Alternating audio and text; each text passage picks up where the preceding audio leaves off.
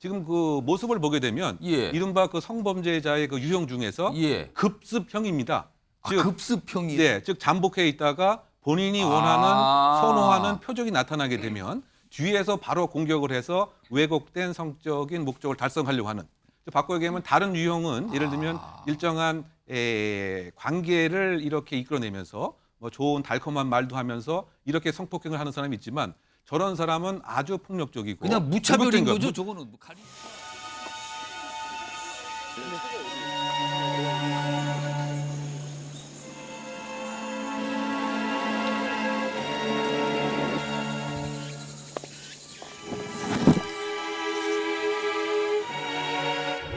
산악 살려라고 소리 지르고 신고하라고 소리 지르니까 관악구 소방, 건청구 소방관, 경찰들 많이 왔거든요. 왜 물어나지 않겠어요? 우리는 밥만 먹으면 거기가 사는데 산에 내서부터 못 가겠네.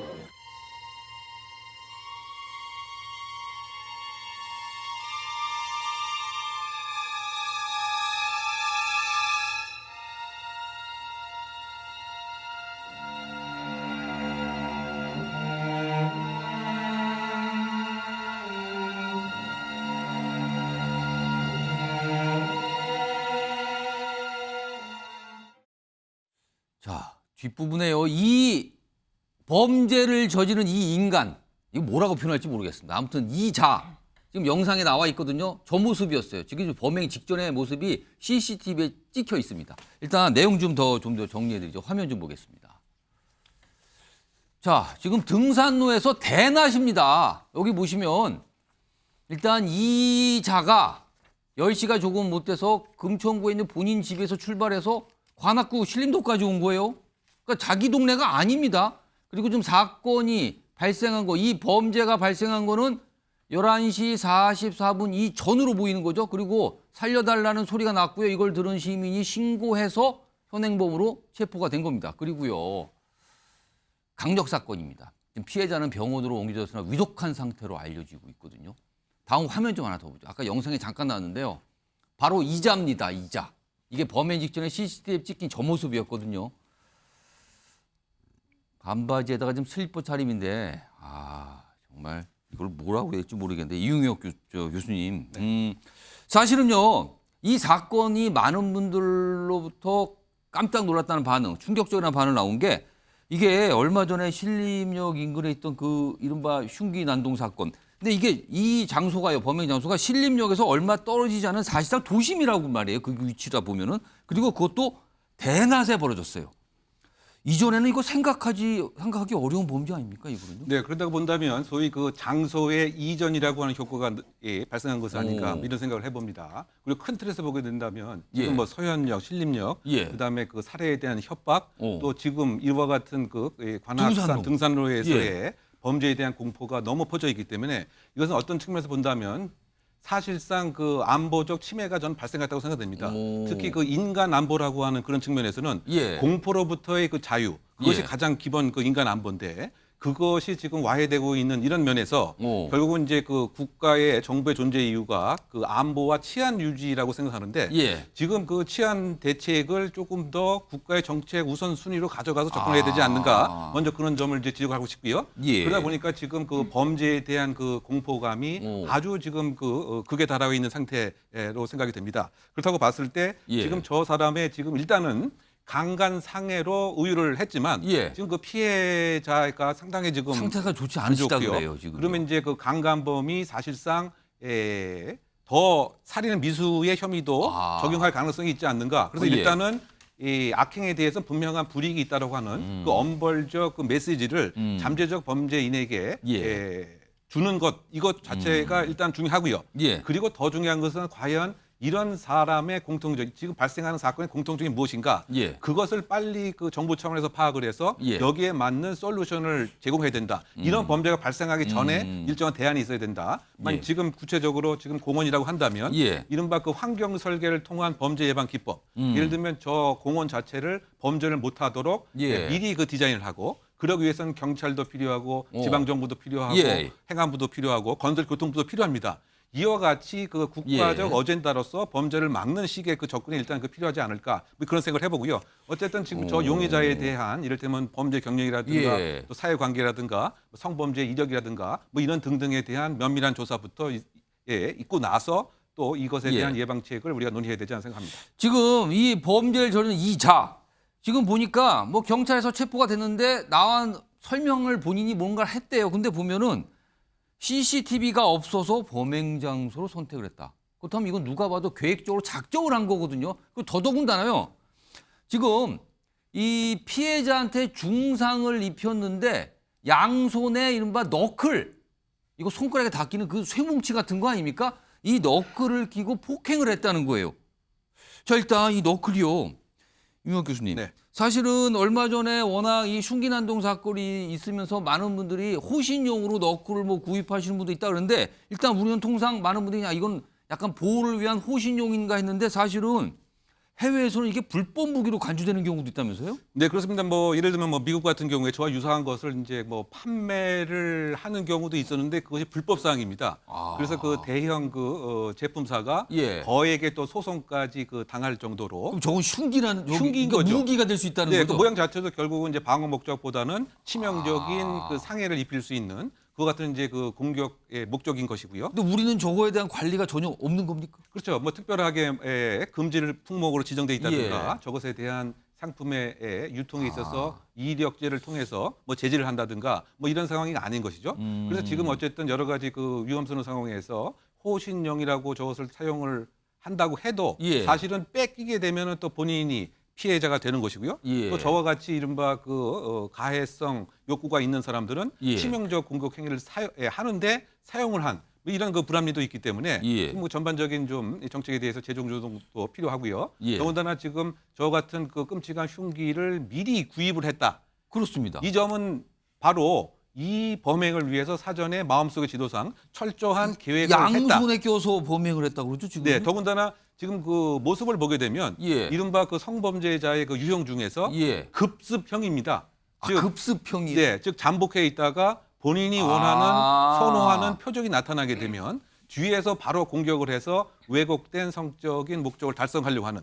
바꿔 얘기하면 다른 유형은 예를 들면 일정한 관계를 이렇게 이끌어내면서 뭐 좋은 달콤한 말도 하면서 이렇게 성폭행을 하는 사람이 있지만 저런 사람은 아주 폭력적이고 그냥 무차별인 거죠. 저거는 뭐 가리지 않는다 이 뜻이 그런데 됩니까? 지금 우리가 얘기하는 이른바 그 무차별 범죄 또는 묻지마 범죄의 속성하고는 조금 다른 것이죠. 왜냐하면 무차별 범죄는 피해자가 누구인가를 가리지 않고 뭐 이른바 뭐 총기 난사처럼 가리지 않은 이런 상태지만 이거는 목적도 이건 특정 목적을 갖고 있다는 거예요. 왜냐하면 그 묻지마 이른바 언론에서 얘기하는 묻지마 범죄는 표출하는 것이 기본 목적입니다. 나의 불쾌 감정을 다수를 대상으로 해서 사회를 대상으로 해서 표출이라고 하는 그런 무형적인 것이 목적이지만 이런 그 범죄는 왜곡된 성적 목적을 달성을 하고 더군다나 자신이 선호하는 일정한 피해자의 표적이 있습니다.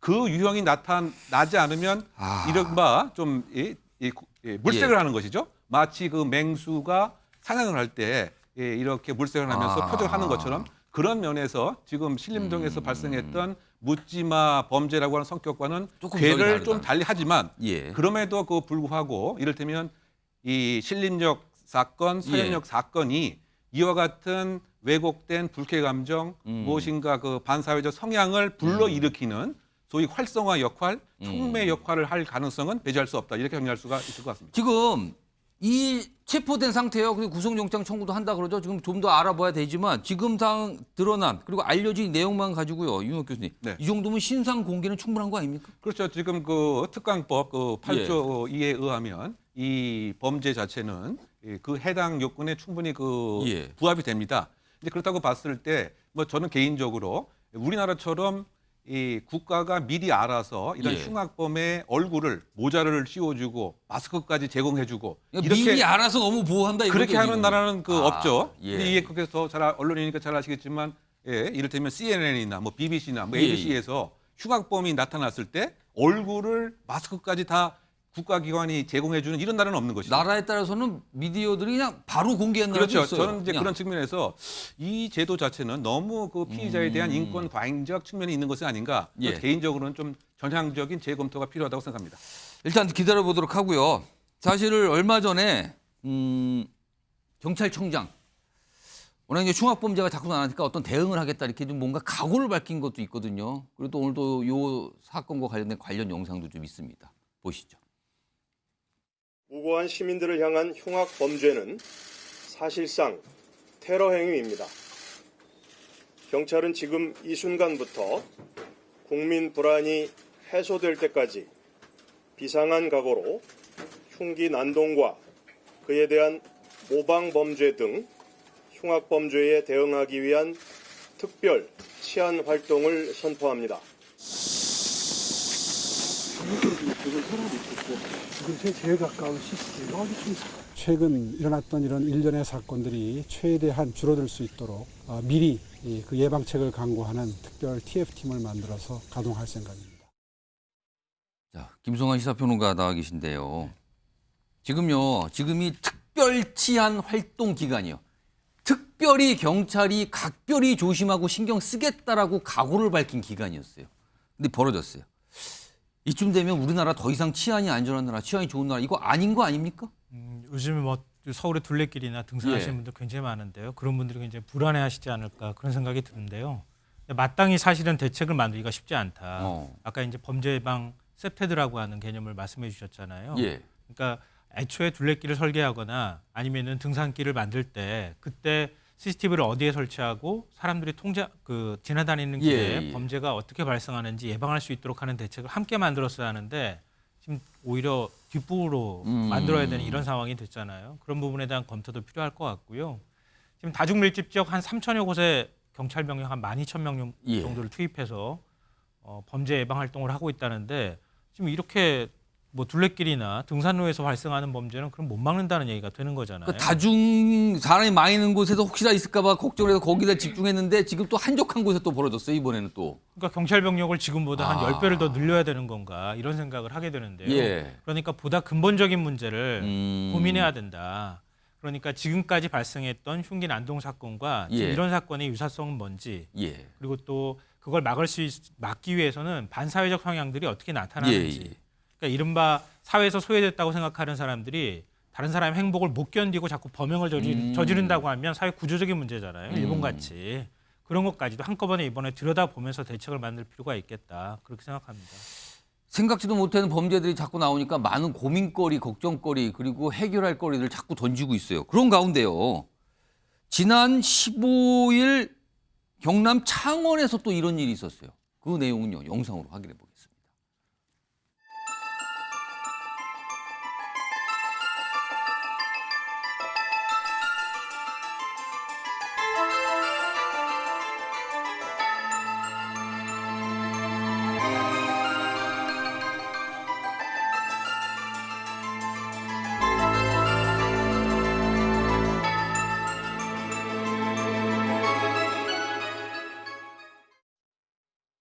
유욱 교수님, 지금 저 영상에서 봤던 게 지난 15일 창원에서 있었던 일인데 이 여성분이 산책을 하고 있었대요. 이 여성분 아침에. 근데 아침 대로변에서 이상한 남자가 아마 술에 취한 걸로 보이는 남자가 쫓아와서 위협을 하고 협박을 하고 그래서 무서워서 도망 가다가 결국 버스에 오르는데 마침 그 버스 기사분이 문을 열어주고 얼른 닫아서 보호가 된 거란 말이에요. 버스 기사분 도움이 아니었더라면 이거 어떻게 되는 겁니까? 그럼? 그러니까 만약에 그런 도움이 없었다고 한다면 이번 그 관악산에서 발생했던 그런 끔찍한 그런 사건으로 전개됐을 가능성을 배제할 수 없었다고 하는 그런 무서움이 이 사건에도 지금 깔려 있는 것 같은데요. 그러게요. 또 일상생활을 편안히 하는 그 와중에 느닷없는 그 사람이 그 등장을 해서 예. 지금 그 여성께서 지나가던 사실상 또 택시에도 한번 요청을 했습니다. 근데 이제 그분들은 제대로 그분은 파악을 못할 수도 파악을 있죠. 못한 것으로 저는 생각하고요. 예. 그런데 어쨌든 그 버스 기사께서 저 피해의 그 여성의 그 표정과 행동이 상당히 좀 불안한 것을 예. 감지를 해서 그 문 자체를 열어주면서 결국은 저와 같은 상황에서 해소될 수 있는 이른바 그 도움을 준 것이죠.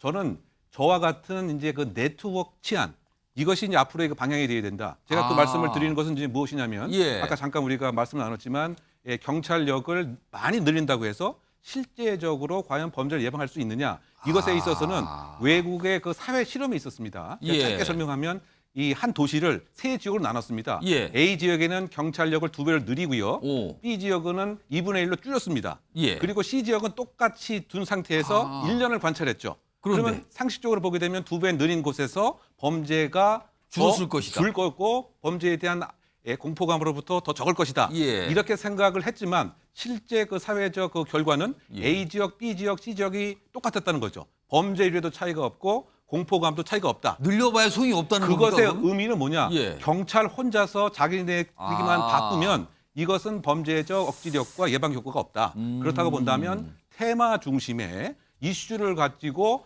다른 기관과 함께하는 이런 그 치안 패러다임이 필요하다. 그것이 시민이 될 수도 있고요, 지방 정부가 될 수도 있고요, 뭐 때에 따라서 학교가 될 수도 있고 때에 따라서는 정신보건기관이 될 수가 있죠. 예, 그래서 예. 제가 그 요즘에 많이 주장했던 것이 범정부적으로 치안 문제를 다루는 예. 새로운 패러다임이 지금 하나의 솔루션이다. 뭐이 얘기를 제가 지금 계속 강조하고 있고요. 그래서 이번 그 창원 그 사례도 예. 결론적으로는 치안 네트워크 중에서 시민의 네트워크가 결정적인 역할을 한 것이죠. 기사분이 도우신 거니까요. 예, 그래서 네트워크 중심의 치안 패러다임으로 바뀌어야 되고 사전에 무엇을 다른 기관과 주체와 정부와 예. 지방 정부와 할 수 있는 전격적인 패러다임의 전환이 저는 꼭 필요하다고 생각합니다. 그러니까 곳곳에 감시의 눈이 있고 곳곳에 도움을 주는 손길이 있으면 범죄를 줄일 수 있다. 이게 될 것 같아요, 지금요. 자, 마지막으로 이 위협을 가한 이 남자 지금 어떻게 됐습니까? 그러니까 결국 이제 그 수사 의뢰를 했지만 아직 그 정확한 용의자 특정은 안 된 것은 아닌가 생각이 드는데 어쨌든 CCTV 등을 분석을 통해서 예. 곧 아마 그 입건이 되지 않을까 생각이 되고요. 하나 더 제가 또 부언하고 싶은 예. 것은 지금 이런 약한 경찰을 누가 만들었냐도 저는 검토를 해야 된다고 생각합니다. 오. 지금 예를 들면 이런 그 위협이 일상생활에 위협이 되는 상황에서 예. 경찰이 적극적인 불신 검문을 한다고 했을 때 예. 과연 사회가 수용할 수 있겠느냐. 신분증에 대한 요구를 했을 때 그게 과연 받아들일 수 있겠느냐. 이런 부분도 함께 생각을 해야 되는 거죠. 그렇습니다. 미국 같은 예, 경우에는 적어도 합리적 의심이 있는 상황에서 신분증 요구도 할 수가 있습니다. 왜냐? 사회의 안정이 개인에 대한 인권보다 상대적으로 못하지 않기 때문에. 그래서 전반적인 이런 약한, 저는 지금 상당히 약한 경찰이라고 생각됩니다. 실질적인 공권력이 행사되기 위해서는 제도와 사회와 예. 우리 그 법제도가 지원을 해줘야 된다. 이 말도 함께 붙이고 싶습니다. 알겠습니다. 이게 지금 범죄 양상이면은 경찰 혼자서만 감당하기 어렵다. 이런 얘기 많이 나오거든요. 그렇다면 해법은 무엇일까? 여러 가지 지금 고민을 던지고 있습니다. 지금 상황에서요.